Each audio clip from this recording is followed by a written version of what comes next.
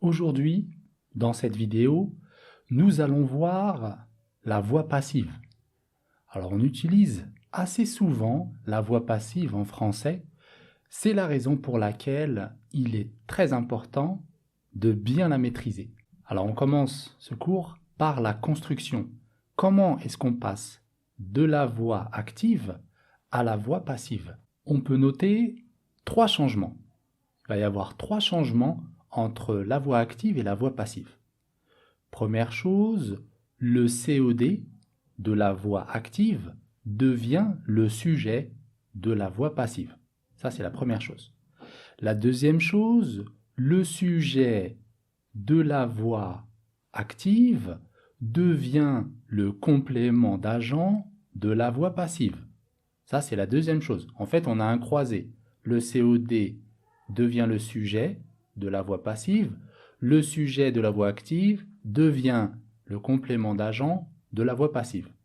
Et troisième chose, on utilise l'auxiliaire être. On a toujours l'auxiliaire être à la voix passive, plus le participe passé. Alors on va voir une phrase pour bien comprendre. Le manager présente le projet. Ça, c'est la voix active. Le manager présente le projet. Le manager ici, le manager, c'est le sujet. Le manager, c'est le sujet. Présente, c'est le verbe. Et le projet, c'est le COD.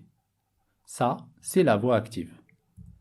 À la voix passive, le projet est présenté par le manager. Là, on a la voix passive. On voit qu'on a le COD ici, de la voix active, est devenu le sujet. Et le sujet ici, le manager, est devenu le complément d'agent, ce qu'on appelle le complément d'agent, par le manager. Et au milieu, on a le verbe ici, le verbe présenter, à la voix active. À la voix passive, on a utilisé l'auxiliaire être. Le projet est présenté par le manager. Donc voilà la construction si je veux passer de la voix active à la voix passive. Alors là, attention, on va voir 3 remarques. La première remarque au passé composé. Le manager a présenté le projet, a présenté, c'est le passé composé à la voix active. Là, on n'a pas de problème. Et à la voix passive, le projet a été présenté par le manager, a été présenté, c'est le passé composé à la voix passive. Donc on a le passé composé actif et le passé composé passif. Donc quand vous voyez dans une phrase a été présenté, il faut savoir que ici on a la voix passive et on a le verbe être ici qui est conjugué au passé composé. Donc c'est le passé composé passif, passé composé à la voix passive. Deuxième remarque. Quand à la voix active, le sujet est un pronom. Donc dans ce cas-là, le mieux, c'est de ne pas utiliser la voix passive. Vous voyez ici, il gare la voiture. Il gare la voiture, c'est la voix active. Le sujet, c'est il, c'est un pronom. Donc le mieux ici, quand on a un pronom, c'est de ne pas utiliser la voix passive. Je ne peux pas dire la voiture est garée par lui. Vous voyez, ça ne se dit pas. Donc le mieux, c'est de laisser la voix active, il gare la voiture. Troisième remarque, à la voix passive, pour pouvoir construire une phrase à la voix passive, il faut un verbe transitif direct. On avait vu la dernière fois, lors de la dernière vidéo, on avait vu les verbes transitifs directs, transitifs indirects. Les verbes transitifs directs utilisent un COD. Les verbes transitifs indirects utilisent un COI. Après ces verbes-là, on a un COI. Eh bien, pour la voix passive, on doit avoir un COD obligatoirement. Donc, on est obligé d'utiliser un verbe transitif direct. Ça, c'est la troisième remarque. Regardez un exemple. Le boulanger prépare le pain. Là, on a le verbe préparer. Le verbe préparer, c'est un verbe transitif direct. Il prépare quoi? Le pain. Le pain, c'est un COD. Là, je peux basculer à la voix passive. Au lieu de dire le boulanger prépare le pain le pain est préparé par le boulanger. Là, on n'a pas de problème. Maintenant, on va voir un exemple où je vais utiliser un verbe transitif indirect. Ça veut dire que après le verbe, j'ai un COI, un complément d'objet indirect. Et dans ce cas, je ne peux pas construire une phrase à la voix passive. Regardez l'exemple. Le boulanger téléphone à sa femme. À sa femme, je ne peux pas le mettre sujet. Je ne peux pas dire sa femme est téléphonée par le boulanger. Il n'y a pas de sens, ça ne marche pas. Donc quand on a un verbe ici, transitif indirect, vous voyez que c'est indirect parce que j'ai la préposition à. Avec un verbe transitif indirect, on ne peut pas basculer à la voix passive. Pour la voix passive, il faut obligatoirement un verbe transitif direct avec un COD. Et c'est le COD qui devient sujet. Alors maintenant, on va voir un petit peu de conjugaison. On a vu comment construire la voix passive. Maintenant, on va regarder le verbe être ou l'auxiliaire être. Vous avez vu qu'à la voix passive, on a l'auxiliaire être plus le participe passé. Eh bien, l'auxiliaire être va être conjugué au même temps que la voix active. Regardez, on va voir un exemple. Et oui, et deuxième remarque, le participe passé s'accorde toujours avec le sujet. Juste avant, il ne faut pas confondre le passé composé de la voix active et le présent de la voix passive. Il faut faire attention parce que on peut se tromper. Regardez, par exemple, quand je dis « il est entré », c'est un passé composé à la voix active. Le verbe « entrer » se conjugue avec l'auxiliaire « être ». Je suis entré, tu es entré, il est entré, nous sommes entrés, vous êtes entrés, ils sont entrés. Il n'y a pas de problème. Avec le verbe « entrer », on utilise l'auxiliaire « être ». Un autre exemple, il est invité. Il est invité. Ici, invité, c'est normalement avec invité, on utilise l'auxiliaire avoir. On dit j'ai invité, tu as invité, il a invité, nous avons invité, vous avez invité, ils ont invité. Ici, on voit qu'on a utilisé l'auxiliaire être. Pourquoi? Parce que c'est un passé composé passif. Ici, c'est la voix passive. Il est invité par quelqu'un, par ses amis, par sa famille. Il est invité par quelqu'un. Ici, ce n'est pas le sujet qui fait l'action, ce n'est pas le sujet qui invite. Le sujet, il subit l'action. On fait l'action sur le sujet. C'est pour ça que c'est la voix passive. Donc il faut faire attention. Quand je vois « il est invité », ce n'est pas le passé composé ici. Ici, c'est le présent. C'est le présent à la voix passive. Donc maintenant, on va voir plusieurs temps à la voix passive. Ça nous donnera également l'occasion de faire un peu de conjugaison. Alors, à la voix active, la secrétaire prépare la réunion. Là, ici, on est sur la voix active. On a le verbe préparer au présent.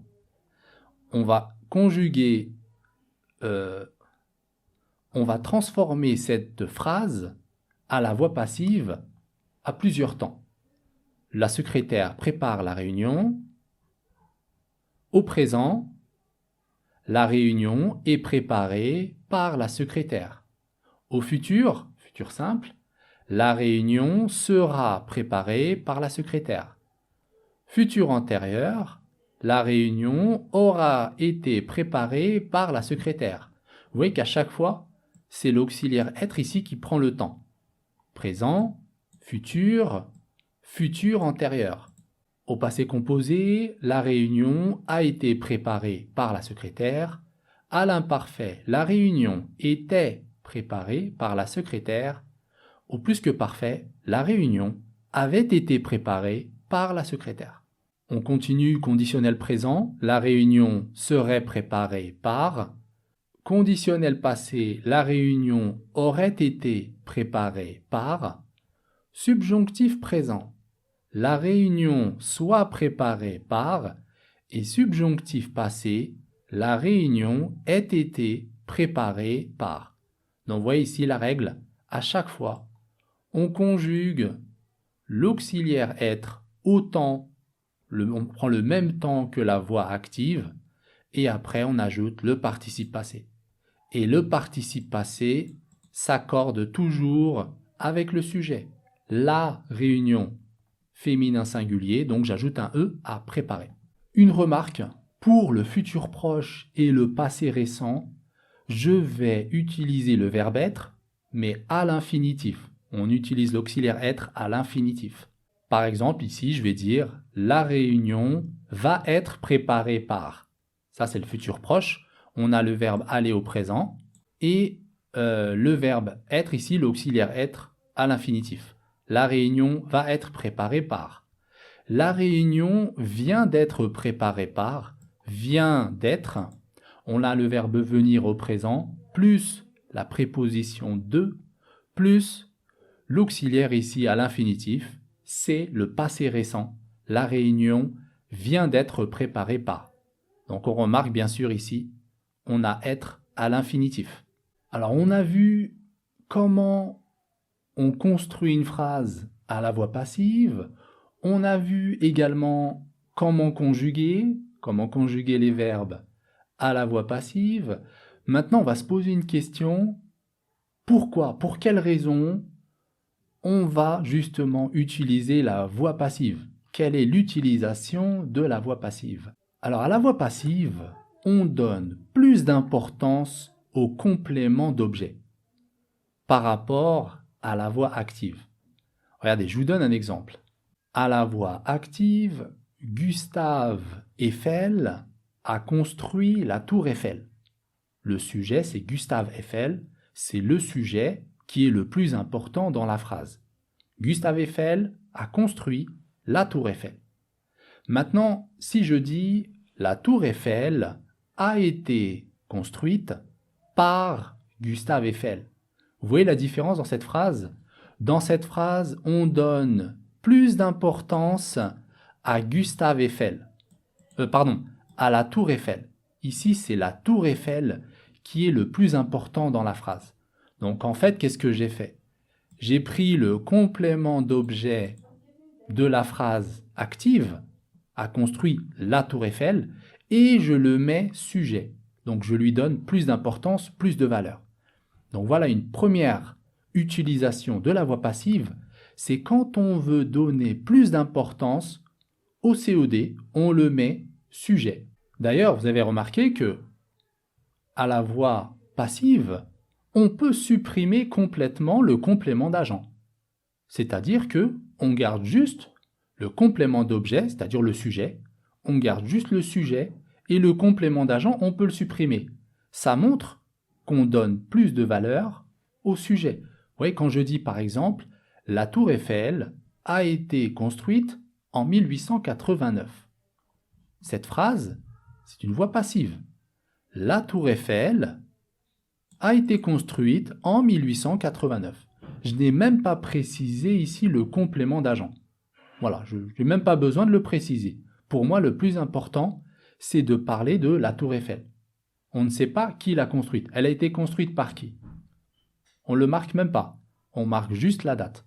Donc voilà une preuve que à la voix passive, c'est le complément d'objet qui est le plus important. Alors maintenant, on va se poser une question.